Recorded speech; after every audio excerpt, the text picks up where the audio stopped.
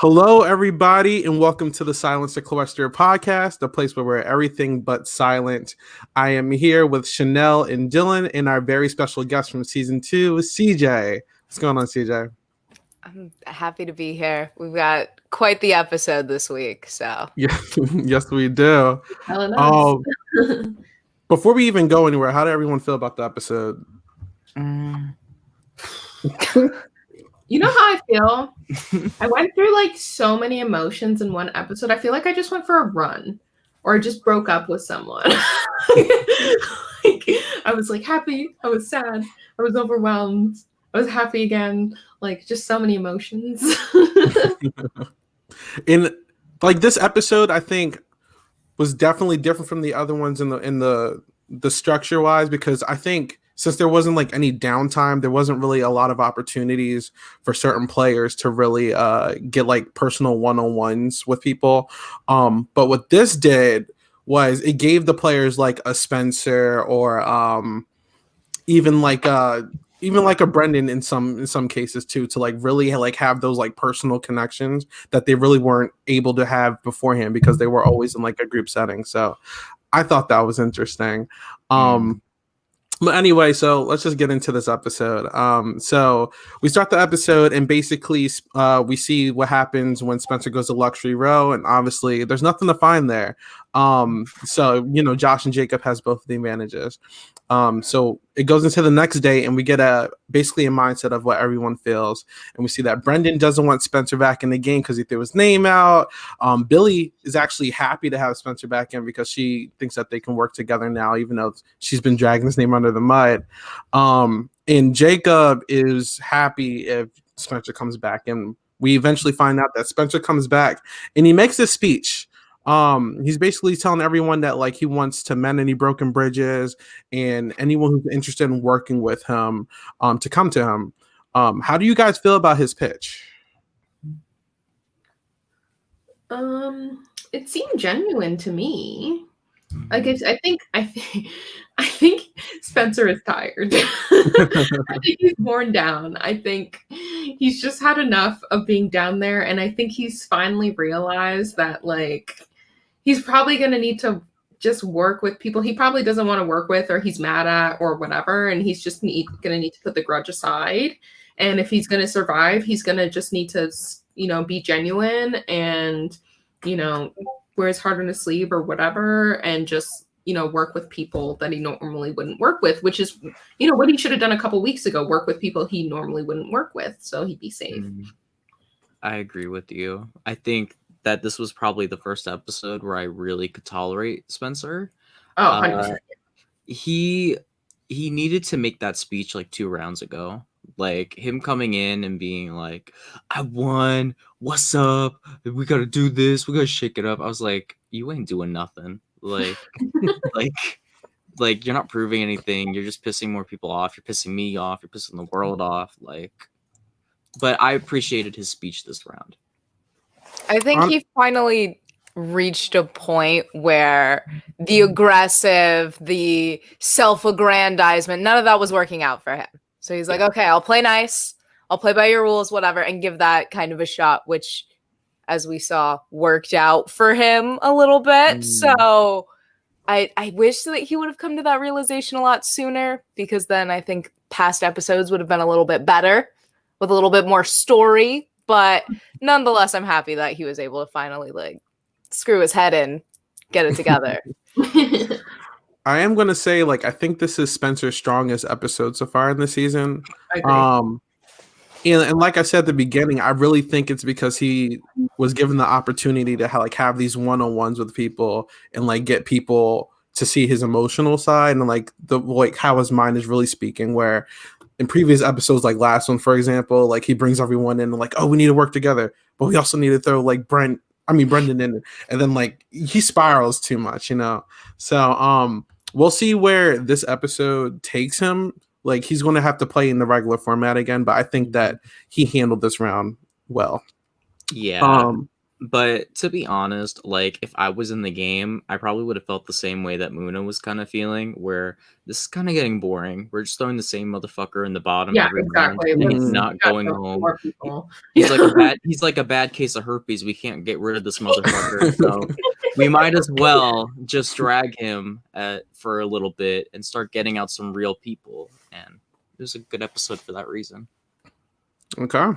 So basically he comes back in and they find out that the challenge is a sequester date, and it's pretty simple. Literally each player is going to have a one-on-one with each other, no interruptions, and when the dates are over, they can't speak to anyone else. They just go into votes immediately.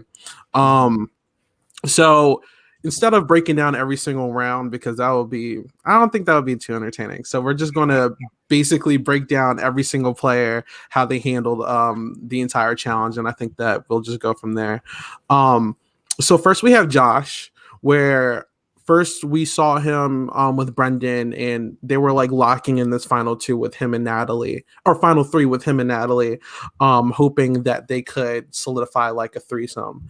And what they were originally going to do is push out Spencer's name.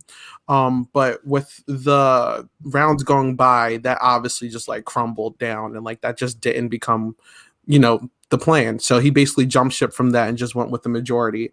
But I think a lot of people trust Josh. Like, I don't think a lot of people are really targeting him right now. He still has his LOS in his pocket. He would do this thing every single time the round started, where he would just like make like this sex joke. I thought that was funny too. He was like, "Let's get down to business. Are we talking, or like what's going on?" But I don't know. How do you guys feel about how Josh handled the challenge this way?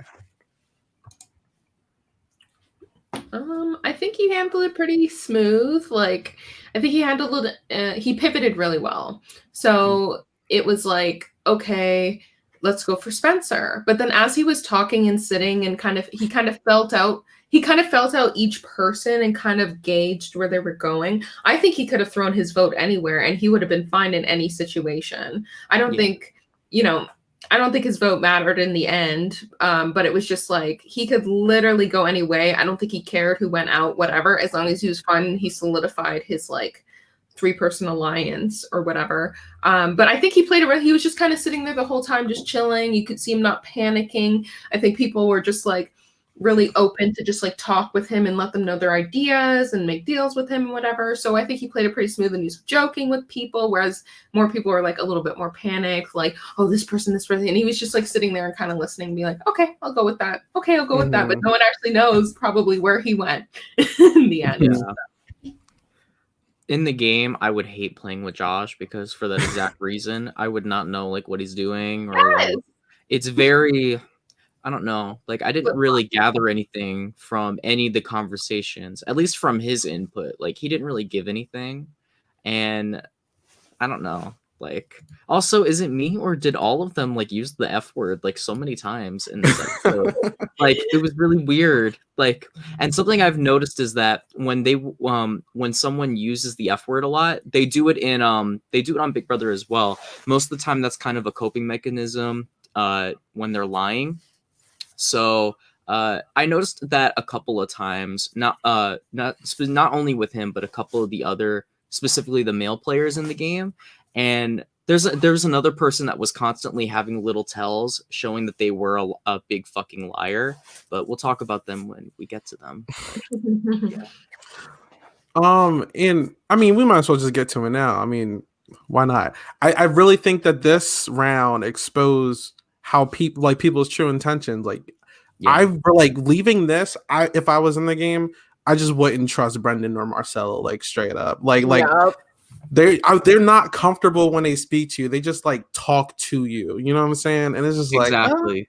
Yeah. Like, I think Marcelo like caught onto that later down the road, like the last round. He's like, I've been telling people what to do, not listening to them. But even with that, even with Josh, it was like, oh yeah. So you tell me how you're voting. Like, I'm not telling you. I'm like, but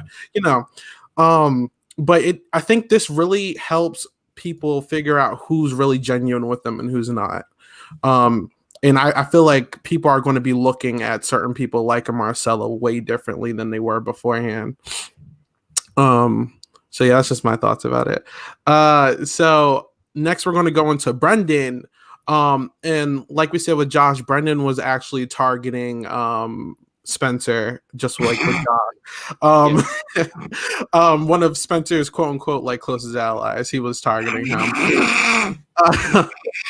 Oh my god. Sure thing. No, for real, it's just like, I don't know. I don't think he should have did that. Like, like he was preaching. Brendan was one of the players who was like preaching on about how the bigger threats need to work together and how they need to look out for each other. Yet you're pushing his name out. You know, I was very confused. I'm sorry though, but Brendan is not a big fucking threat. Neither was Marcelo. Like, if we're just gonna keep it a buck, like I thought it was so funny that in a couple of his, I forgot who he was saying it to. I think it was to Spencer. He was like, we got to keep the big threats together. And like the people he was naming, I was like, those are the big threats? Like, I'm sorry to tell you, but no, you're not even a medium threat. You're like, this steak was not even medium done. This was like this is a raw steak over here. Like, I don't know.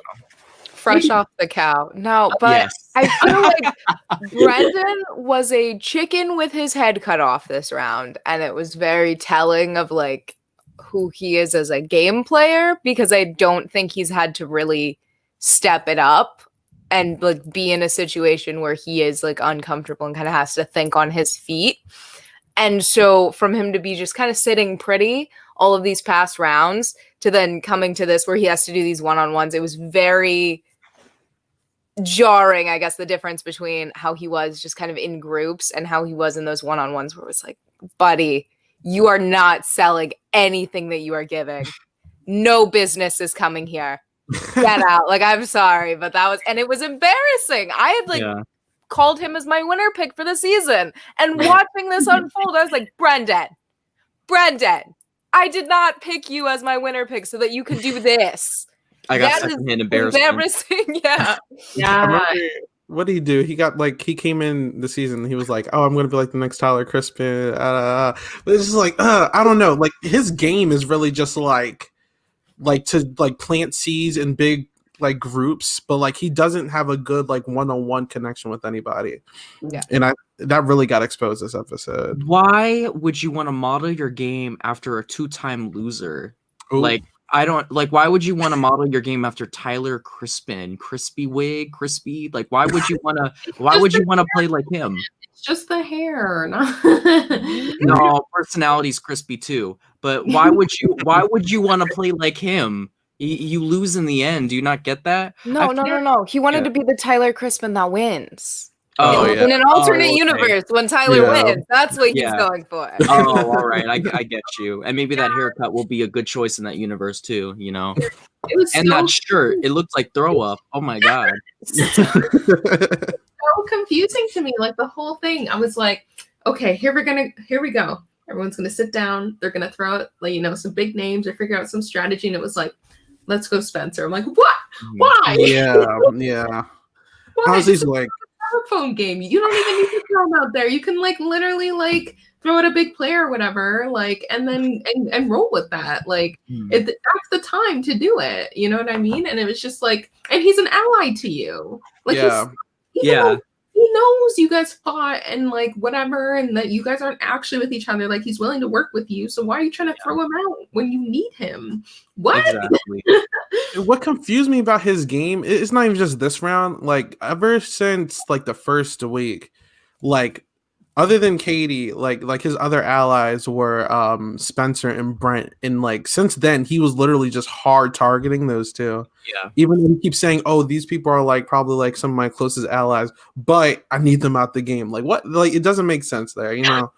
It's been this whole narrative, I feel like, for this season. Is like, this person's like really close to me. They're my ally. I need them out immediately. What? Why? Yeah.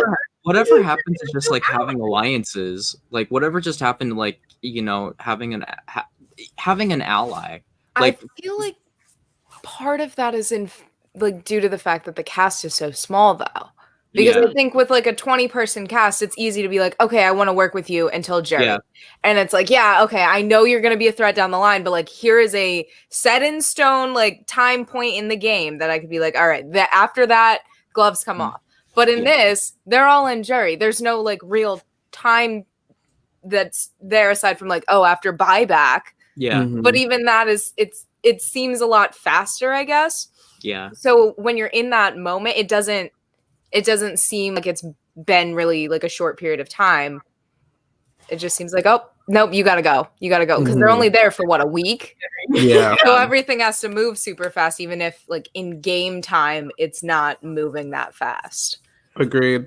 And the minis, people do that too. And I don't like comparing this to the minis because it's nothing like the minis. But I remember the one time I did play in the mini, like my strategy was at the final 7 to get an alliance together, and I got Isaiah together, and I got Josh together, and I got Alan together, and then we bulldozed to the end until Isaiah got fucked at 5.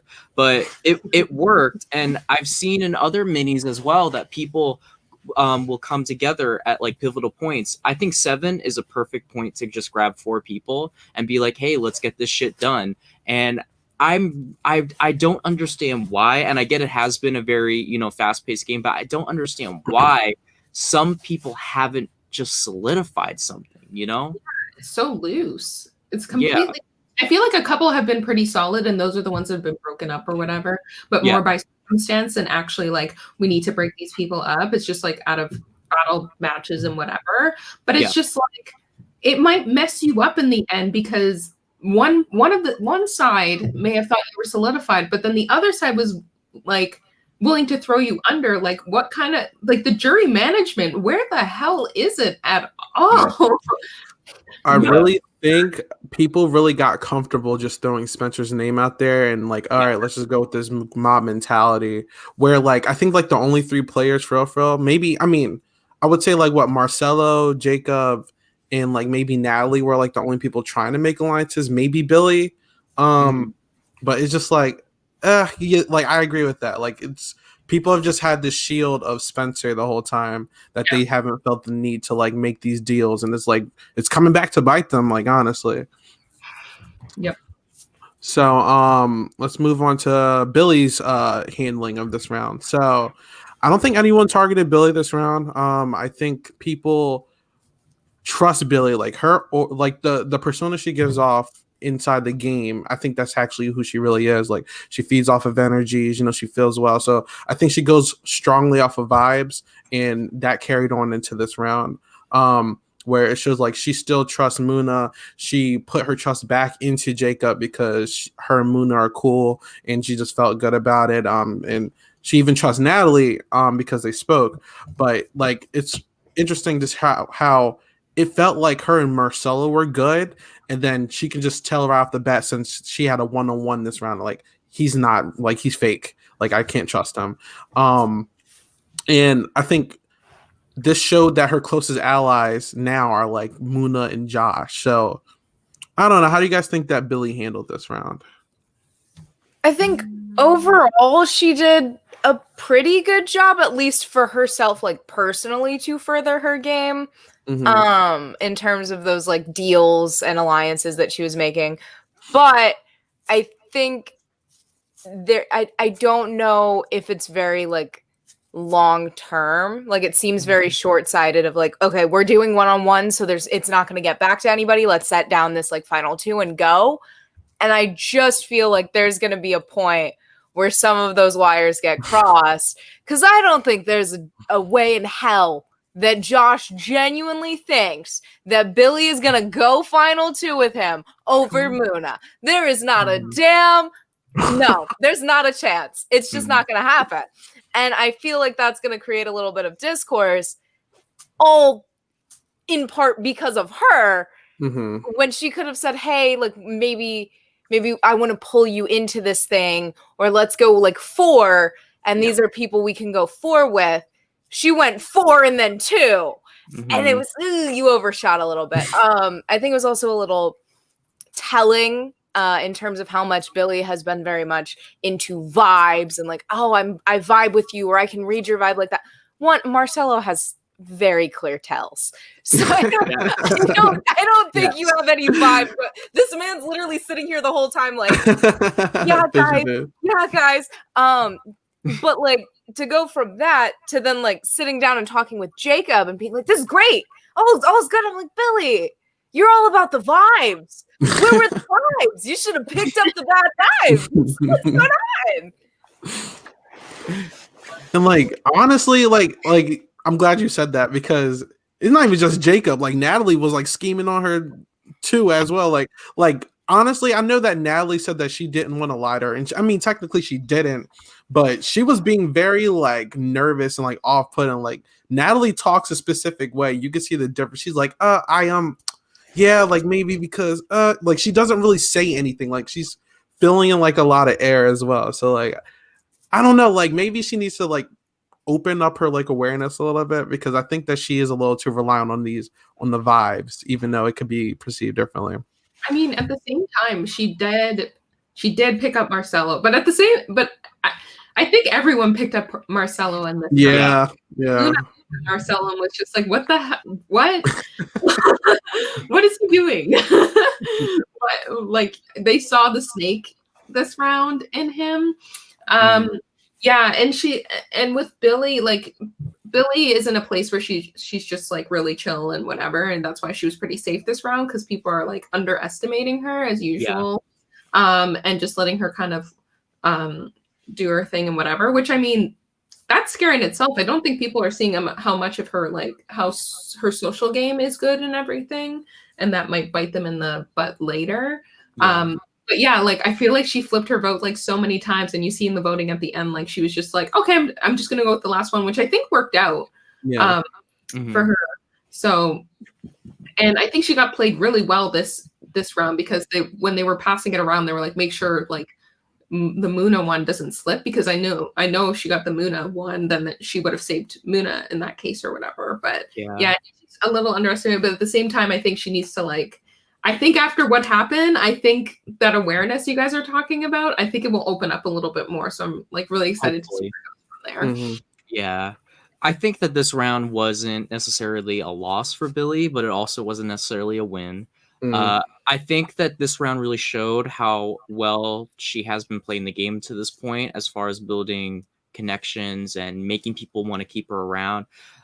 Because although they left her out of the loop, they felt bad about it, and they also didn't target her at all or like throw her name out. But I think that this round kind of highlighted, as much as Muna coming back into the game was a good thing for her because now she has a friend back in, she has an ally back in. It might have actually hindered her game a bit because the fact that all of these people had to kind of create distrust with her and leave her out of this vote and blindside her, it's gonna cause her to have less allies than she would have before. And now that Muna is coming back again, people are going to continue to link them together. And I'm just hoping that people don't end up going for her. And I just have this weird feeling in my gut. I don't remember if it was last episode or the episode before that, but Natalie and Billy were talking about going for each other at Final Six. And I have this weird intuition that Billy's going to get targeted at 6. Yeah. Yeah. I mean, her and Natalie both said that they're going to target each other at that point, too. Because it doesn't make any sense why they would show them saying that exactly. They showed exactly Final Six from both of them. And I feel like if it wasn't relevant, they wouldn't have shown both of them saying that, you know? Well, now that you say that, actually, I'm starting to think that maybe they're going to, I mean, they have to figure out who voted Muna.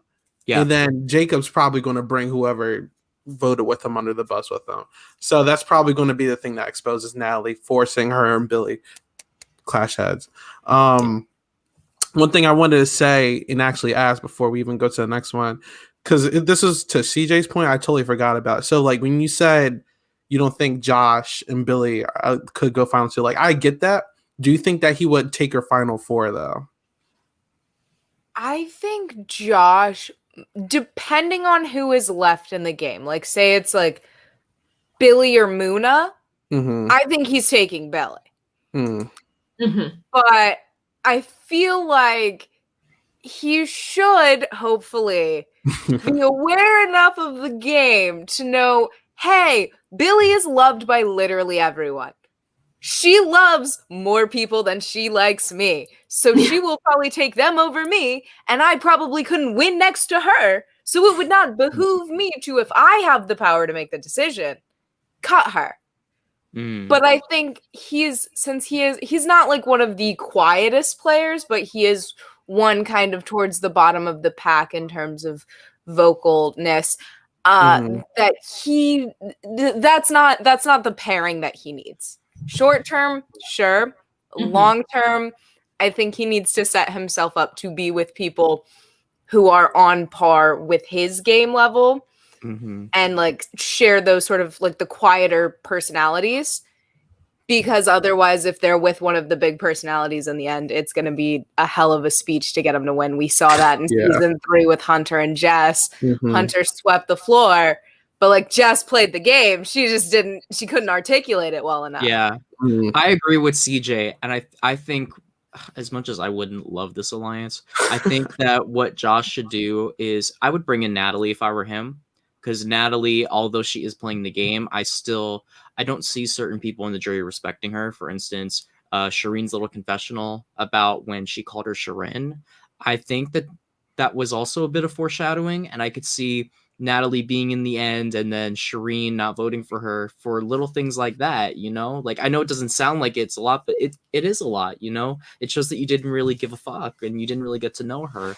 So I would bring Natalie in there. And I would take Marcelo in there because although Marcelo thinks he's playing this amazing, great game, I don't think anyone really has respect for him. I mean, to me, the fact that he came to a battle match wearing flip-flops, I didn't even realize that. Yeah. Even if you were safe or not, to me, that's disrespectful. And to me, fuck you. Like, I would never... like, if Muna would have told me that, I would have been like, are you kidding me? I would have been like, oh, fuck this guy. He needs to go. Like, not safe. Yeah. That is so fucked up that you're finna be like, oh, I got flip-flops because I know I'm not gonna be picked. But they should have a final 3 and then go to final 4 and then just vote together and then whoever gets taken gets taken. And I think Josh won't get taken. I think Marcelo or Natalie would get taken. Yeah. Yeah, because Josh has played a much better game than the two of them if they think about his story at the beginning. Yes. And then how he's kind of maneuvered himself to get to that place. You know what I mean? He wasn't carried over. He was kind of strategically working it. The other two were kind of just carried over because they aligned with like the right person or whatever, right? So Okay. So we're gonna go into the next player on the list, which is Marcelo. Funny enough. So Marcelo, I think, really got exposed. Really got exposed this episode. I think his game really benefits off of other people being crazy and spiraling, and then he gets to pull people aside during all the controversy and then make people feel good about him in these quick interactions. But when you're in a forced environment where it's not a quick interaction and it's timed a good amount of time, people are going to start to pick up on your bullshit, and that really happened this time. I don't really think anyone but like Jacob trusts him. I don't think Natalie really trusts him, but I think that since he's good with Jacob, that in hindsight that he's good with her. So Marcelo, really, no one was really comfortable enough even giving Marcelo information this time. Like, it was really just him talking to people. Like, you see people like Brendan saying like, I don't trust him. Well, no, sorry, he trusted Marcelo didn't trust him. But then you see people like Josh saying like just straight up like, yeah, I'm going to tell you that I'm voting with you, but I'm not in reality. I don't think anyone really trusts Marcelo other than like his little core. And I think even things, we're going to get to it, but like the little yelling he was doing during the battle match selections didn't help his case either. Oh my God. Oh my God. Talk about it. What's up, Dylan?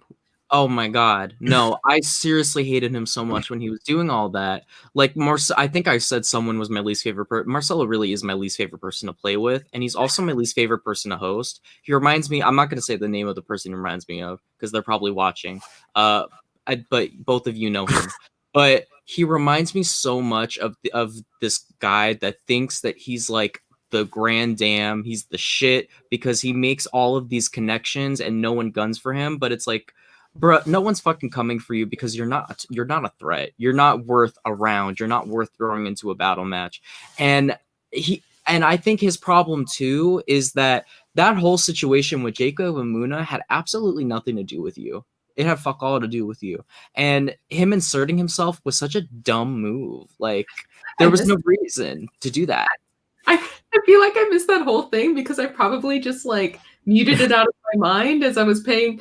I feel like I was just like in devastation mode with Muna at the same time. And I was like, oh, sorry, it was a little boy talking. I missed the whole thing. It was so whack. I was like, why are you talking? Shut up, bitch. Shut up. Shut up. Yeah, And just stop talking. See, Natalie was doing the right move. Natalie was staying quiet. Mm-hmm. Sorry, go Stuff ahead, like that though is just why I wish that production, because I think it's very clear from like past debates like at the elimination that production is not necessarily stepping in and being like, shut the hell up and let these people talk.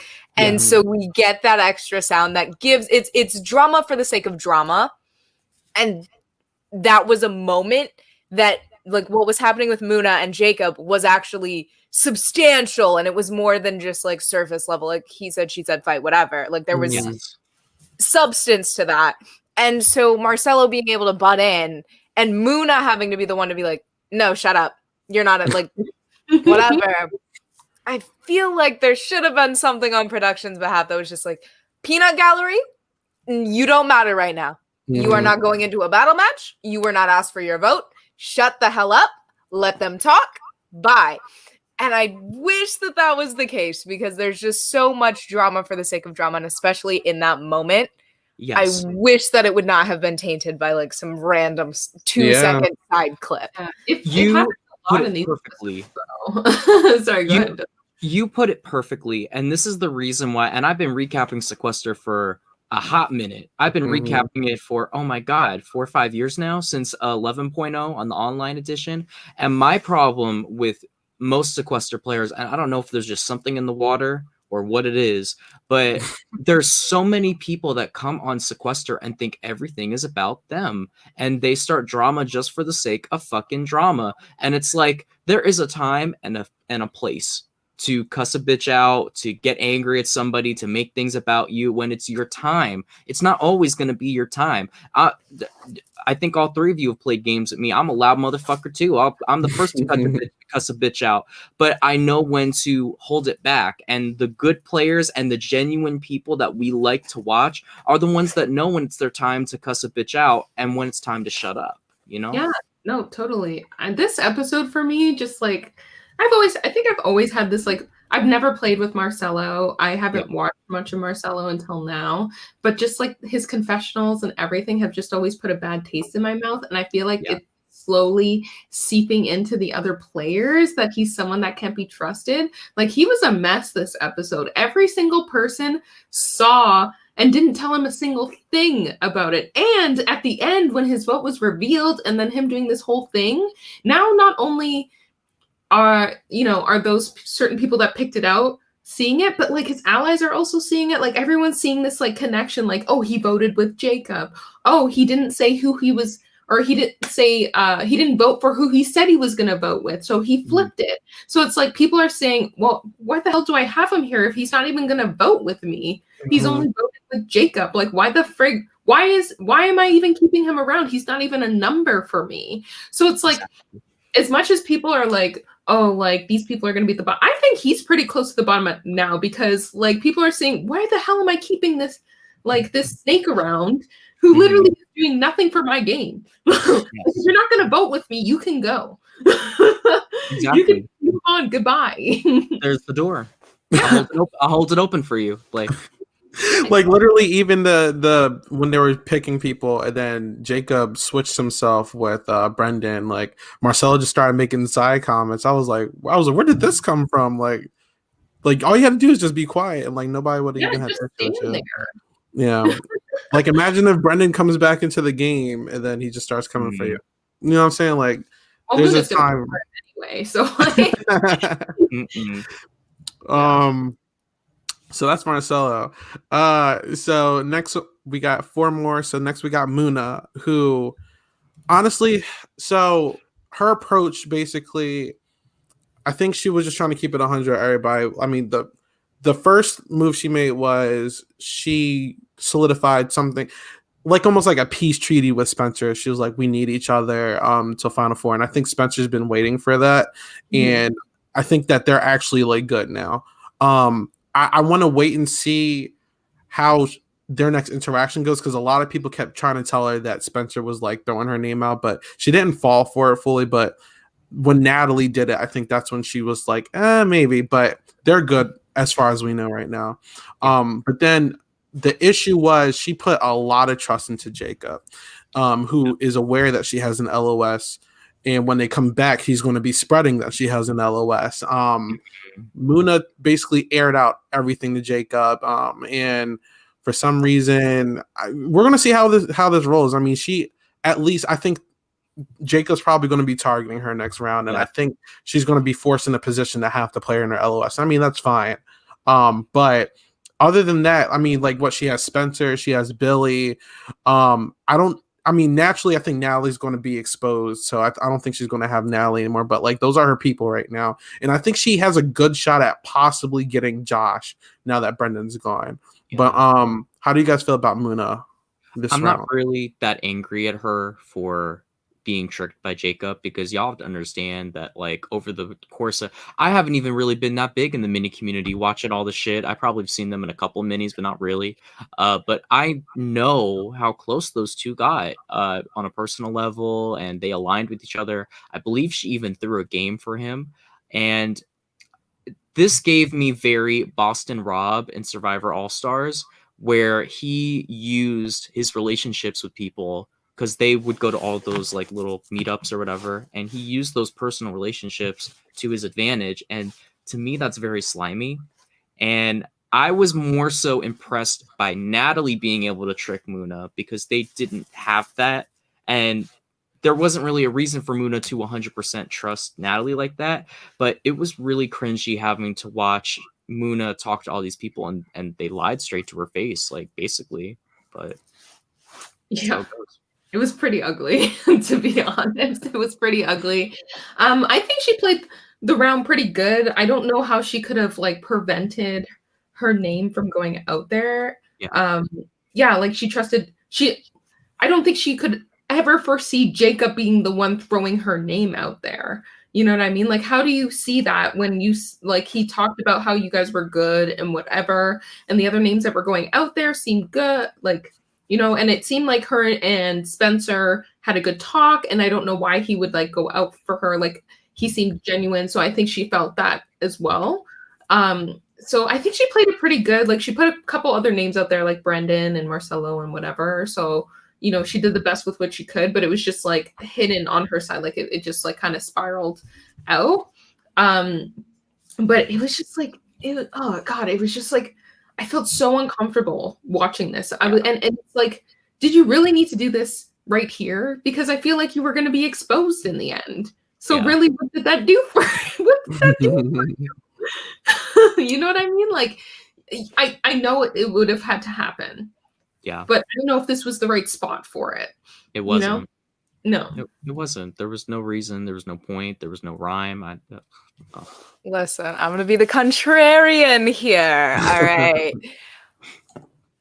If you go out and you come back into the game, you bet your ass you need to be on guard. Automatically. Does not matter how socially connected you were when you went out. The second you come back in, sure, you get a round of safety, which I think is fine. Like use that to reintegrate yourself into the game. Yeah. But you better be on fucking guard for that revolving door. And I don't think that was even in her mind of like a revolving door at all. Yeah, and right. So first and foremost, that. Second, I agree with what Dylan said about Natalie definitely being significantly more impressive with her kind of lies than Jacob was. But I don't think that Jacob necessarily was just using their relationship as a way to like get ahead in the game.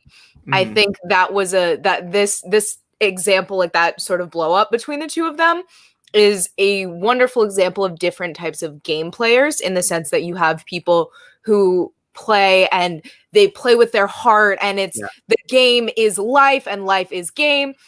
And then there's people like Jacob who are like, this is a game. Like we can kick it afterwards, but this is a game. End of story. And that sort of thing. I fall more on the gamer side, so I'm here for Jacob. I'm like, go for it. But I understand why Muna would be hurt, but I don't think that, like, I think she's very much in that mind state of like, I'm playing with my heart. Why aren't you playing with your heart? Like, that really hurts that you are playing this from a gamer perspective when I want to really, like, I'm playing this for something more than just, oh, I want to win to Sequester. And that sort of disconnect is part of the issue with that whole situation and why it kind of crumbled. But I think you're right. You know what? You're absolutely right, because there are really people in this community that take games to heart, and then there are people that are like, whatever, you know. So I think you're 100% right. Yeah. Like that. Jay said, oh, sorry, go ahead, Ceejae. Go ahead, Ceejae. I was going to say, Jay said something in the comments about, like, if you go into a game with a personal relationship and think they aren't going to turn on you, you're dumb. Oh, like, exactly. Like, that shouldn't matter. I don't care if you're my best friend or whatever. We're going into a game, and I would expect that whatever relationship, especially in a week-long game, like, this is not Big Brother. We're not playing for $500,000, whatever. Like, there's not a huge prize at stake. It's what, 2,500, which is still great money, especially when you're like young, but it's not significantly life-changing money, and it's not a huge show or anything like that. So if I'm going into the game, it's just gonna be the game. It's not like that relationship outside of whatever the game is so much more than what 7 days in a house is going to be. You're right. And so I feel like there should be some degree of expectation, even if it's like, I don't want it to happen, but there should be something inside that's like, it could. And if it does, I don't think it should cost this relationship that we've had for X amount of time. And I'm actually going to bounce off of you real quick, actually, because I look at it in like a strategy-oriented like lens as well, right? Yes. And I really think that if I was in her situation, the first time I got eliminated, I would have saw Jacob's true colors like out the bat when he was like doing all that. Exactly. Yes. So 100%. I wouldn't have trusted her again. I mean, I wouldn't have trusted him again. So, I mean, I get it. I mean, I'm going to give this credit to Jacob because I think that he just has like a mist about him. Like, I think he even said it with Spencer. We'll get to him next. But like, Jacob has this thing about him that like when you talk to him, that you just trust him. Like, despite him, like he can like, oh, you're good. He can like push you off a cliff, and then you can just still trust him afterwards for some reason. But I think Muna is a mixture of like a strategist but she's also like a very emotional player, and I think she has a hard time mixing the both. And it's like, I know at least for me, like I can separate those two, but like I think she has a hard time doing it. And I think Billy's like that as well. Like they understand what they need to do, but like something in them is stopping them from like, I can still trust this person. So I completely agree with you. Totally. Yeah, I agree with you. I think that was a good comment. Yeah, I think it's a bigger picture thing. I think with Muna and with Billy, it's like a more bigger picture thing than the game. You know what I mean? It's about representation. It's about like working together and all that stuff. And then also with Muna, the person. See, here's the thing that's like always annoyed all of us since the beginning is the personal relationships that everyone has in this entire game. Yeah. And it's all of the personal relationships and the betrayal that's coming from it is what is fueling the drama of this season. And it's getting so intense because, you know, like Survivor and Big Brother and besides like All Stars and whatever, like they don't know each other. They form the relationships in the house, but, you know, they don't always trust them fully because it's people they just met. So they know when to watch out. Whereas it's like years of friendships and then you're coming in here and it's like, oh, obviously this person is going to have my back. And when I play games, I've always said, even if my mother was playing in a game, I would vote her out in a fucking second. In a heartbeat. I don't care. This is a game. You know, that's my mother. But I think it's just like, I think they've played games before together. Like, she just assumed that, like, you know, it'd be like another one of these. But it's like, I guess it's just higher stakes. So it's just like, this is happening. And yeah, Ceejae, I agree. Like, the whole game thing, whatever. I just thought it was like for me, I just thought it was weird timing. That's all. I just thought I know he was going to do that. I knew he was going to betray her. We saw it in the confessionals. We knew it was going to happen. It was just like, this is probably the worst time for him because he was probably going to get exposed. Like there's only, she was probably going to pick him out and he was going to get exposed. And then all this stuff was going to happen. And then he had to waste a battle pass that way. You know what I mean? So it's like, that's all it is. I knew it was going to happen. I'm not naive. I could see it. And I'll say this. I think that it comes with playing games a long time because Ceejae, you've been playing games for a long time. I've been playing games for not to read. I'm not trying to read when I say that. Listen, don't put me in with that Orger category. Don't put me in that mess. Playing a mini every once in a while is a heck of a lot different than playing them down Facebook. I'm not putting myself in that mess either because if I play a game, it's maybe once or twice a year because I can't deal with all of that dumb shit. But I've been in like the org realm, not specific communities because I bounce around because to be honest, advice for anyone that's trying to get into games, I don't recommend that you stay in the same community, whether it's the Sequester community, the Facebook community, Tumblr, whatever the fuck it is. It's not fun playing in the same crowd of people at like all the time. I like jumping around to different groups and finding different people to fuck with. But playing games for really 10, 11 years, I've been able to grow a callus to those personal relationships you've grown because I've played with a lot of people that I was friends with for a minute. And I can't tell you how many times I got fucked over by trying to protect people that I was friends with. And I'm really glad that I learned it now in these games because I feel like if I were to go on Survivor and I were to make a close relationship, it would prepare me to have to break that off. And I feel like Jacob prepared himself for that, but I don't feel like Muna did. And again, I think that when Muna was coming here, she had an idea of how she wanted to portray herself, of what she wanted to represent, of what she wanted to do. I don't feel like Jacob was coming here for that, though. I feel like Jacob was coming, and I'm not saying Muna didn't come for a win either, but I feel like Jacob was there strictly for game. And I don't think that he was thinking about turning on her in the same light that she was thinking about if she were to turn on him. Like, you guys get what I'm trying to say? Yeah. So, I hear you. Yep. It's like, because when I play games too, I feel like I wear my heart on my sleeve. Like I'm usually like really loyal. And as much as I'm like, I'll vote my mother out, I'll feel real bad about it and probably cry about it later because I'll feel like a horrible person. You know what I mean? So I feel like Muna is probably like, yeah, I'm going to have to do that eventually. And I'm going to feel really bad about it. And I'm going to feel, but like, I feel like with Jacob, he like was just like, yeah, I'm just going to do it. And like, if I lose a friend, I want to win this game. So I don't, whatever. You know, she voted out her mom, you know, like I voted out my mom. How are you gonna be like Sierra Easton? He voted out his friend, you know, like. But I'm glad you brought that point up, Ceejae, because you're 100% correct. Agreed. Yeah. No, what's difficult in those like the games and those mini communities and org communities and whatnot is just the fact that so many people do build friendships and there are friend groups and cliques and whatever.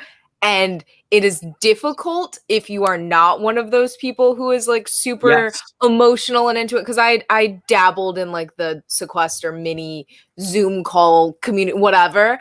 And it was bizarre because I didn't play them every night. I'm not going to sit in a Zoom call every night. Yeah. But I would pop in every once in a while because I'm like, all right, it's a Friday. I'm bored. Like, what's up? Yeah. And it was the responses and reactions that I would get from people of how I played was just so weird because for me, I'm like, this is something to do in my free time. I'm just here to have fun. Like, I don't really care. There's no stakes, whatever. And other people are like playing with like the passion of like, this is my best friend. And like, we talk every other night and stuff. And it's even in like a small scale, that disconnect is just weird. So in something like Sequester season 4, it's even like it's blown up bigger and it's right in front of your eyes and recorded and filmed for everybody to see. So it's just, it's rough. Jace, that's my jacket. My jacket's off. Hold on. I'll fix it for you so it doesn't glitch for you. I was gonna say there's gamers and then there's, I'm not gonna say characters, but like there's people who I've noticed going into in stuff like this, there's like people who go there with the ambition to just win. And then there's people who are there for the experience, and then there's people just to make friends. And I think Muna's a mixture of like all three, honestly. And I just think that she has a hard time like deciding what she wants to do at a certain time, you know, where I think Jacob is straight game bot. He's like, I know what I need to do. I'm not going to like having to do it, but I got to do this. And, you know, I mean, we might as well just get into Jacob right now. I mean, I think Jacob, with the intention, I think he handled it the second best way he could have. I think that if he didn't feel the need to like push the narrative that like, oh, I heard mine and Muna's names being pushed around everywhere. I think if he just didn't do that, if he let people give him a name and like dabble like seeds like, oh yeah, Muna said X, Y, and Z. And actually, if he literally just waited around and he got in the talk with Brendan, he would have had that ammo like, oh yeah, Brendan was throwing your name. You could just throw Brendan under the bus like he did eventually. But since he kept pushing this narrative, oh, I've heard me and Muna's name. You see in the later meetings, people are like, I haven't heard Jacob's name at all. Like all we know, they go into this next round, they're like, who said your name then, Jacob? Like Muna could be like, who said your name? And then you can't point anybody out. Like straight up. So, you know, he can definitely get caught with his pants down. But I think as far as this episode, I think he like really just dominated the narrative. Like he completely controlled the vote and nobody could change it. Like straight up. But I think that some of the things he did will have repercussions coming down the line. If he doesn't handle certain things well, he really could have the game blow up. But I think we're starting to see this formation of him, Marcelo, Natalie, and to a degree Spencer. I think Spencer's really just like trying to lay low right now. I mean, we'll get to him next, but how do you guys feel about Jacob this round? I think Oh no, you go, Ceejae. I think he had a great round. Just a round. Like he dominated and he played his little heart out and it was wonderful and he really did control the narrative that went through this game. Yes. But it was incredibly short term. Like next round, it's over. He's gonna have the target right on his chest, and it is just over and done with. But for what it was absolutely great. And I don't think in the short term he could have done it any better. It's so confusing to me because, like Ceejae said, it's so short term, and the person he's protecting right now, which is Marcelo, does not make any sense for him to protect. It makes no Marcelo, you're gonna protect that motherfucker? Like what? I don't understand. Why would you keep Marcelo, who's not even? Because technically, if you're gonna keep someone, why wouldn't you keep Muna, who's a bigger target than you? She battled back. I'm gonna say this is honestly, this is one of my issues with the casting for the season. I think there's something to say. If you watch Big Brother 21, there was Tommy and Christy, right? And they just had this outside connection that like they knew that they would be good no matter what. Like Tommy made strategic errors that hurt his game, but he just wanted to keep this person in the game. I think that's like Marcelo and Jacob, like they said straight up, like, oh, like we sent stuff to each other's families, like we're actually real life friends. I think this is one of those connections where it's like you don't even need to talk to this person in the house to know you're good with them, because that's like saying like, oh, me and Dylan get in the same game. And like, we don't even need to talk. Like I know Dylan, I'm good with Dylan. So it's like, it's that type of connection that like to us, it doesn't make sense. Cause unfortunately we didn't get to see this develop on screen, but outside of the game, I'm assuming they're just that close. And it's a huge advantage. Honestly, it's a huge advantage to have this type of connection that you can trust anybody with your life, no matter what, that you don't even need to like catch up with them. Me, Isaiah, Kira, and Sharonica were in this game together, and like we didn't even need to like be like, oh, we were running house until a fucking wheel fucked over Isaiah, but we were running house, and it was because we all knew like Isaiah and Sharonica have met each other IRL now. Me and Isaiah have known each other for like 10 years IRL, so I can understand why Jacob would put his ass on the line for Marcelo if they are that close. But again, that's why I'm not necessarily a fan of casting people that are all friends with each other or having people that are friends with each other in the house. What I like is when you cast people that have beef. Talk to me when you cast a husband and wife that are going through a divorce. I'd like to see that on the show. He did this before. He did There this were before. so I have many done that ways you before. could have gone with that. Yeah. And instead, like I was expecting like a best friend blowout, some roommate drama, like friend fucked her friend's ex. No. You said a Husband and wife going through the divorce. They had a restraining order on each other.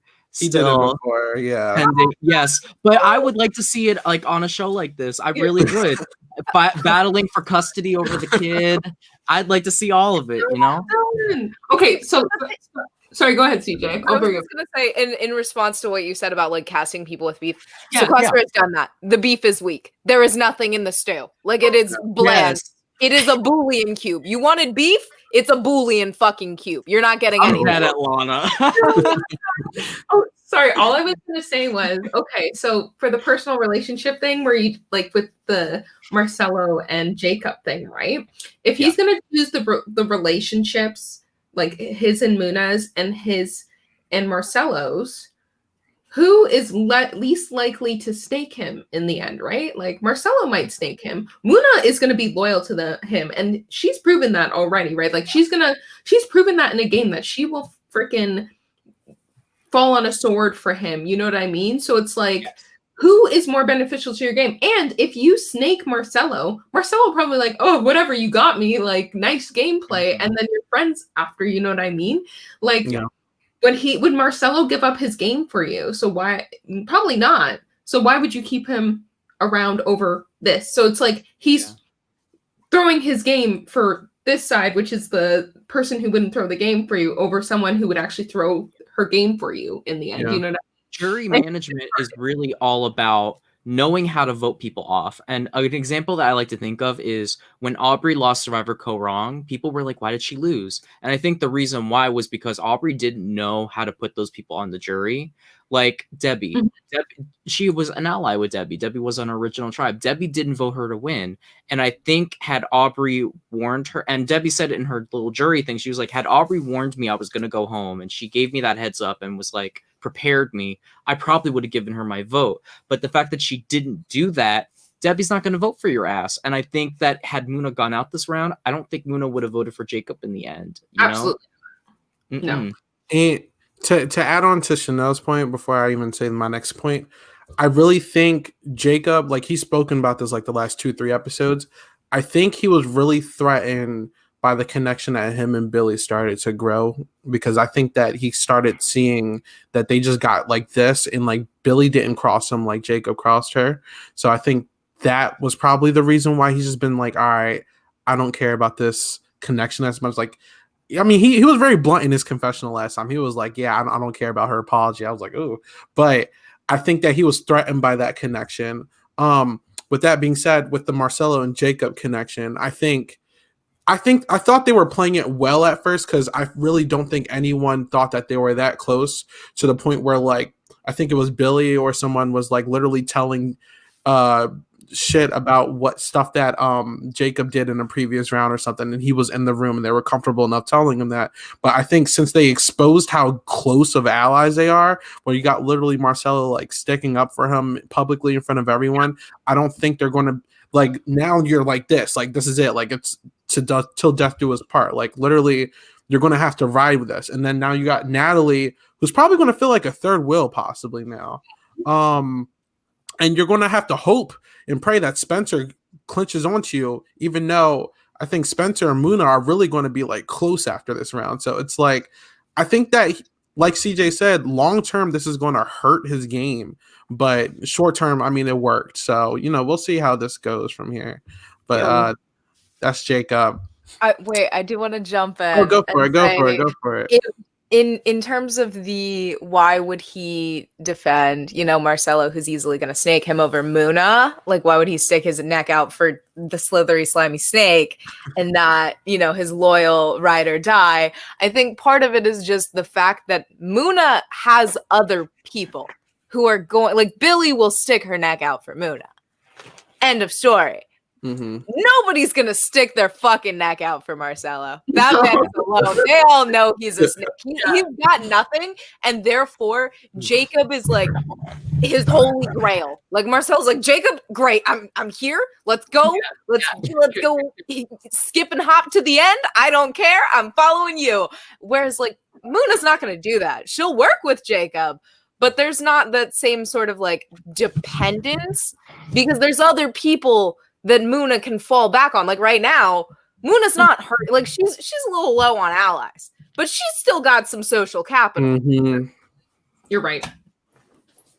He kind of threw it all out. He threw it all out, honestly. And even to add on to your point, now that I'm looking at it that way, like I think, and I've been speaking about this like a couple of weeks now, but I think Sequester really rewards honesty over like lying. I've noticed that because I think Yes. And this is where I'm going to say that, and I'm going to tell you why.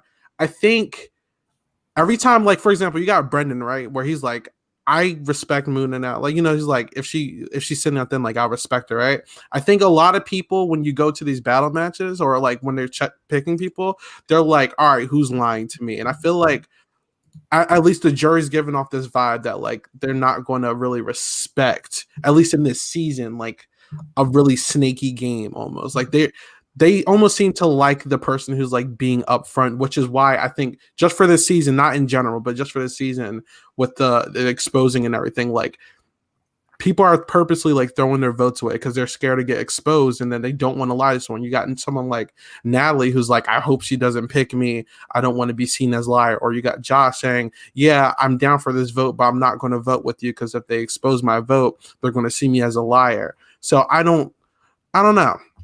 I think the way that you have to go about it is, I think the way Natalie went about this round was the way to go without leaving people with hurt feelings.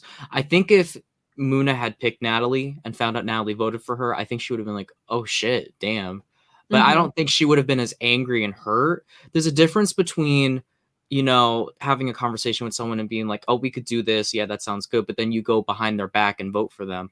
And then promising them being like, oh, I want to die for you. I got you. I'm not going to do you. We going to run this out. Like that comes off as more fake. And I think it's the jury and the people in this game. It's not that they don't like deceiving. They don't like fake motherfuckers. There you go. Yeah. I think this specific format for this season especially hinders that sort of snaky and deceptive gameplay. I think there's a point where like, yeah, in past seasons, sure, like the people have to reveal if they voted for the person voted out, but if somebody threw their vote, you don't get to see who they threw it on or anything. So you can straight up be like, yeah, no, I won't vote you, and then chuck it on whoever. It doesn't matter as long as they don't get voted out. Yeah. And in this, because you can kind of go down the line and be like, did you lie to me? Did you lie to you did that? I think that kind of makes it just a little bit harder to play if you want to play that sort of untrustworthy game. And I think there is a specific type of like snaky game that's being rewarded, like with Billy being like, I said I wouldn't vote you. That's it. That's all I said. We didn't have to be. It was like 2 episodes ago where she's like, yeah, I said I didn't vote you. I didn't vote in your favor, but I didn't vote you. And like, that was fine. She didn't get a lot of shit for it because they're like, well, I guess you're right. But like, if somebody just blatantly threw their vote, they're like, what the fuck? Like, that's so wrong. Like, how could you snake me? And it's just very weird, I guess, how they're gauging, oh, this is okay, but this isn't. It's because what it used to be, since everyone's votes got exposed, they used to be able to just throw it where they can spin it and be like, oh, the numbers weren't there, I voted with majority. And people are like, okay. Where now people really feel personally like hurt when like you expose your vote. It's like, you promised me you were going to do this and you didn't do it. Like, I think that impact to the person, I think that's why I said what I said, where I feel like you got people like Billy literally voting themselves, where like I don't think in any other season they would do that, and it's literally because of stuff like that. Yeah. But yeah, so you know, that's Jacob. So next we got Spencer, who I can honestly say this was Spencer's best episode of the entire season. I think he got it after like round 3, where he was just like, I'm going to just shake my head and just agree with everything they're saying. And everyone was like, oh, okay, cool. You know, I think I think everyone's been saying this, that like him and Muna need each other, and I'm glad that they realized that, because honestly, this couldn't have come at a better time. I don't think if they weren't forced in an environment to like have to talk one-on-one, this conversation would have never happened. And granted, last round, if that twist didn't happen, like they probably Spencer would have been voted out, and then he would have dragged Muna. So like this round was definitely needed for those two to just like bond and like talk. I don't think anyone's really looking out for his best interest yet. But I think people now have reasons to target other individuals, which will buy him some time as long as he stays out of that hot fire. That like, he's probably very happy that like he didn't get dragged for once or put in the bottom.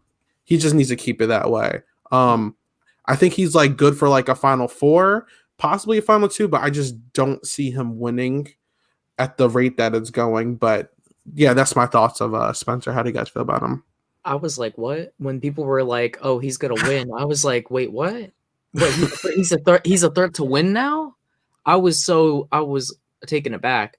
But I said this in the past couple episodes. I think Spencer's a perfect person to take the final 4, because I think that he will probably go out the same round Jake did. I think that he won't get taken out of 4. He'll get taken out of 3. I think someone will take them, and like he's the perfect person. That's why I said I think I said earlier that Josh should align with him, or if it not him, I think I said Marcelo. But Spencer's a perfect person to take to 4 for that reason.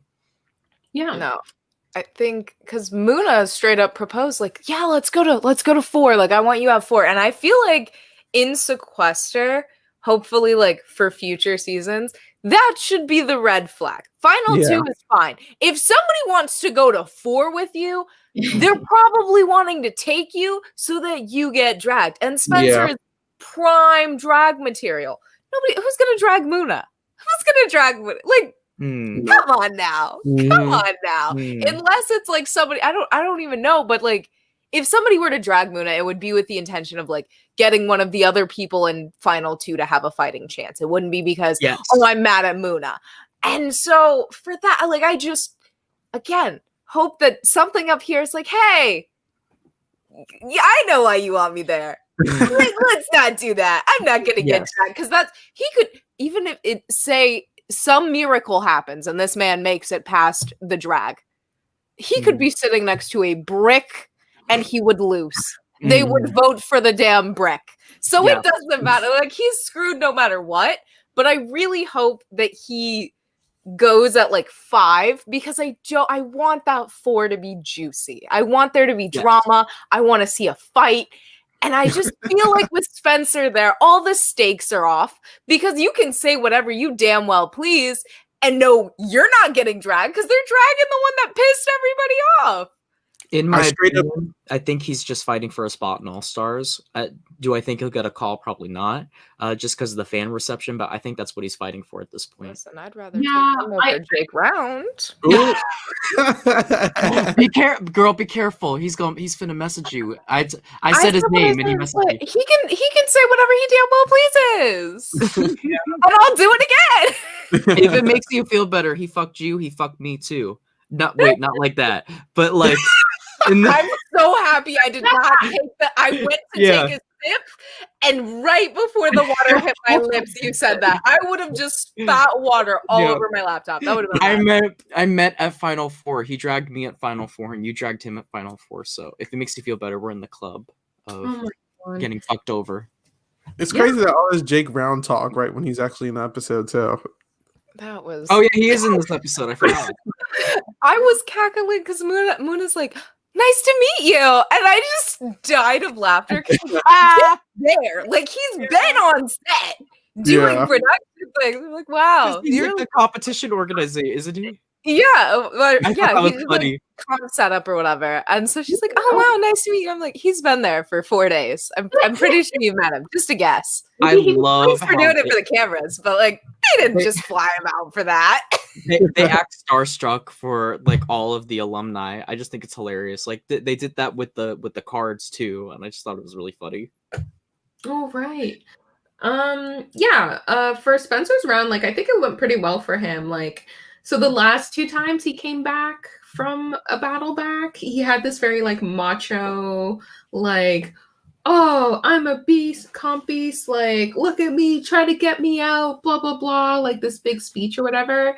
And this time he came in and he was like super humble, like, listen, I get it. Y'all don't like me. I'm here to say, I'm here to work with you. Like, let's do this. Like, I'm here to listen, whatever. And even when he was talking with Muna and whatever, like, he seemed really sincere. And I think he realized he just needs to sit there and not talk. Exactly. Just stop talking. Just listen. That last round told him that. Yeah, exactly. Because that messed him up last round. Last round, he tried to get people together, and then the first words out of his mouth screwed him over for the entire round. So I think this round he sat there, he listened. He's like, okay, what are you thinking? Blah, blah, blah. He didn't throw anyone under at all. And even when Billy was talking to Muna and she's like, oh, like I heard like and she's like, no, Spencer didn't throw you under. Like he didn't say anything like that. He was actually whatever. And then when they come into the next round and I think she'll believe when he says, I did not vote for you, just so you know. Like, I think she'll believe it. I think she'll realize it wasn't him that snaked her or whatever, right? Because it was just 3 votes. It was just Natalie, Marcelo, and Jacob, right? So she knows 2 of them. She needs to find that third one. And I think she'll believe it's Natalie over Spencer, because I think he generally needs a ally at this point, right? I think he played it pretty well. Do I think he listened to the advice of the Silent Sequester podcast? I honestly, for a minute I believed it when they were like I think they were just trying to say his resume is pretty good because he's come back from a lot of battle rounds, but at the same time it's just been like, if you look at his jury game, it's absolutely atrocious and no one would vote for him because he's put most of them there. And also, the battle matches are just so luck based and like guessing and whatever. So it's like, is that really a comp beast if it's like anyone could really win them? You know what I mean? It's just timing. You're excused, Jace.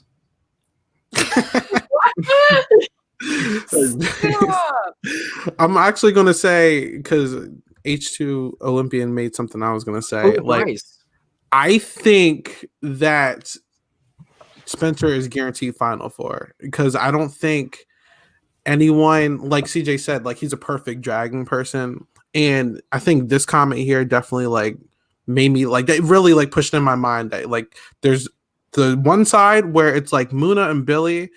I'm not going to say Josh is firmly with that side, but like I mean he's leaning towards it because Billy's over there, and then you got Marcelo, Jacob, and Natalie, who I think are 100% like a Final 3. So. Like literally, it's Spencer just sitting in the middle there. I think it takes a conversation between Josh and Spencer to really decide, all right, what are we actually going to do here? And I think Josh is game savvy enough to understand what he needs to do.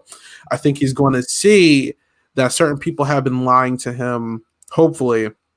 And it's unfortunate Brendan left because he would have I think Marcelo's the one who told Spencer that Brendan threw him under the bus, so never mind. But it's really, I have no idea how Spencer's going to fret in this next round. Like, I think he has some trust in Jacob, but I think he trusts Muna now.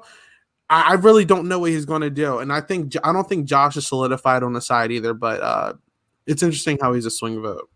Yeah, that is interesting. And I think if he's smart here, and Muna too, I think Muna and Spencer really need to work together here because Jacob has basically thrown Spencer under, I swear to God, like every single time. So it's just like, and he threw Muna under every single time. Mm-hmm. So it's like, why would you work with him at all? It's just like Marcelo. Marcelo hasn't voted with you guys at all. So why are you going to work with those two if you know they're not going to go with you? And Ceejae, I hear you with the Final Four thing, but at this point, with where Spencer's at, he will take anything, and I don't think anyone's going to offer him more than Final Four. You know what I mean? If it was any other circumstance, if it was any other person, then I'd be like, "Ooh, that's gross. Like, I don't want that." But in this case, I'll take anything. I'll take it up. I'll take anything. Would argue that for now, I think if he found a way to do it. Like if he found a way to, I guess, get in and have like a one-on-one with Jacob. I think it would be better for Spencer's personal game if he flipped and went with Jacob, just because I think now that Jacob has outwardly betrayed Muna, they would be a better pairing. Like that would be a better pairing for Spencer's game. But I think 100% for Muna's game, she needs Spencer right there with her. Yeah, that is the person she needs in that final four. Yeah. But I think, oof. Like, honestly, like sitting here thinking about it, Jacob knows that Muna has an LOS. So I don't know. I mean, maybe they're going to forcefully like target her, but they might try to make it in a way to flush that. Like they're going to be like, all right, so who's the next person we need to look at? They're not going to look at Spencer. They're not going to look at Josh. So Billy is also like, in theory, possibly in trouble. So I don't know. I don't know. I really don't know how Jacob and Marcelo and Natalie really know how they're going to operate this next round. But yeah. But again, at the same time, like if they can get the majority or whatever, it really doesn't matter if they're trying to flush it out anyway, because the majority would go on someone who doesn't have an LOS, and the only people with LOSs right now are Josh and Muna. I forgot about that. Oh my gosh. If they're working together and they're on that side and they grab Spencer, all the rest of them are screwed anyway because they don't have LOS. So I mean, they could at least possibly as like a way of getting somebody to do their dirty work. If like somebody did want that LOS flushed, you vote out somebody. They just pick Muna for shits and giggles, knowing she has the LOS, just to get it off the table, and then move from there. Yeah, exactly. So that's Spencer. So lastly, we have Natalie. Natalie, honestly, I think people respect Natalie as a player now. She really took this time to show people that she's not afraid to put a name out there. She developed a plan with her and Jacob, and I think it was because of Jacob like pushing her towards this to believe it was like her idea. And I mean, to a degree it was, but like she was really the one pushing Muna's name for Jacob, and then Jacob was kind of just pushing this. Oh, I heard the vote is between me and Muna. So I think you see people like I think it was Marcelo, and I think even I think Spencer at one point they were like, yeah, Natalie's actually playing the game now. Like she's actually like, welcome to Sequester, So I'm interested to see how this goes. If she can somehow make it towards the end, like I think she would be an interesting person to sit next to.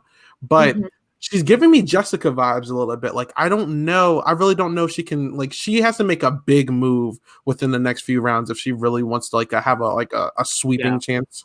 But she's giving me Jessica vibes right now. But what do you guys think about Natalie? That also bothered me when Marcelo said that. Welcome to the game. Like, like shut the fuck up, please. Come on now.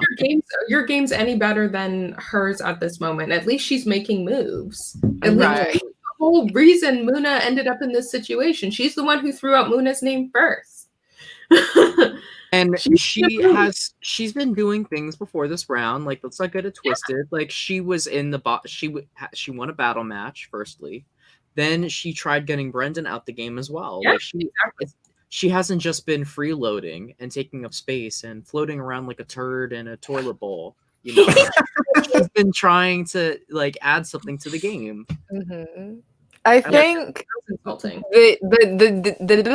the issue with her is the fact that like the early jurors don't have any fucking respect for her. Like I don't think they got any level of like, yeah, go Natalie. Like Natalie's doing something. And so because of that, she's already like kind of in a bad spot because she did come into the game a little bit quieter. But on top of that, she really has to make something like Chanel said, of like flashy move to kind of not only get the respect of her peers, but the respect of the jurors. I literally just had a thought. And it ran away. It grew legs and it's the logo. This is what my thought is doing. Yeah. It's running. Fuck. Well, I'll let you know if it comes back. Bring it up.